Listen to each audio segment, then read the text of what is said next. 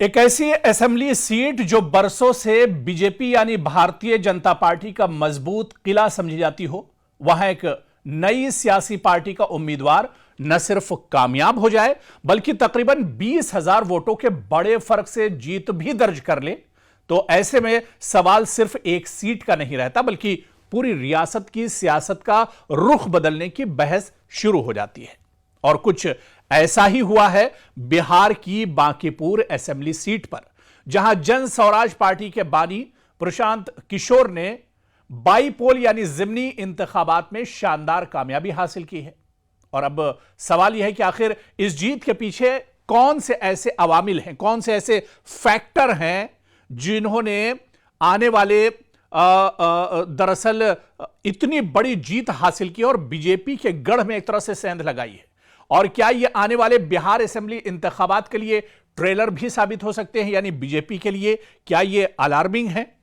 इसे भी दरअसल समझना होगा, क्योंकि बांकीपुर असेंबली सीट इस वक्त खाली हुई थी जब बीजेपी के कौमी सदर नितिन नवीन राज्यसभा के लिए मुंतखब हुए थे। इसके बाद 30 जुलाई को यहां पर बाईपोल हुए, लेकिन हैरत अंगेज तौर पर वोटिंग का जो परसेंटेज था वो 35% से भी कम रहा, जिसने सियासी जो जानकार हैं उनकी तवज्जो अपनी जानिब खींच ली। जब तमाम 32 राउंड के वोटों की गिनती मुकम्मल हुई तो जो रिजल्ट थे उन्होंने सबको हैरान कर दिया। प्रशांत किशोर ने 64,151 वोट हासिल किए, जबकि बीजेपी के उम्मीदवार नीरज कुमार को 44,827 वोट मिले। और इस तरह प्रशांत किशोर ने 19,000 से ज्यादा वोटों के वाज़े फर्क से बांकीपुर सीट जीत ली। अब दिलचस्प बात यह है कि बिहार के वजीर आला सम्राट चौधरी ने भी सोशल मीडिया पर प्रशांत किशोर को मुबारकबाद देते हुए आवाम के फैसले का एहतराम करने की बात कही है।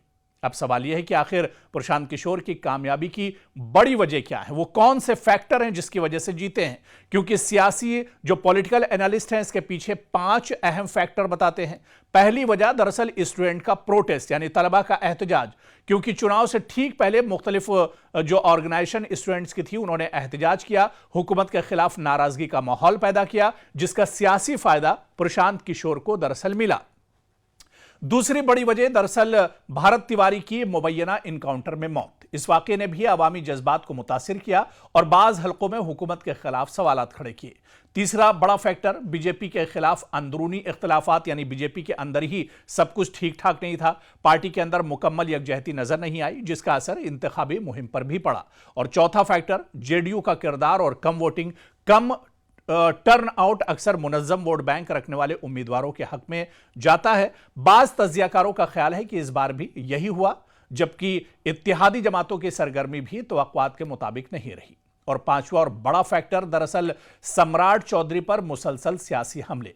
प्रशांत किशोर ने इंतखाबी मुहिम के दौरान रियासती हुकूमत और खासतौर पर सम्राट चौधरी को निशाना बनाया, जिसने इंतखाबी बहस का रुख बदल दिया।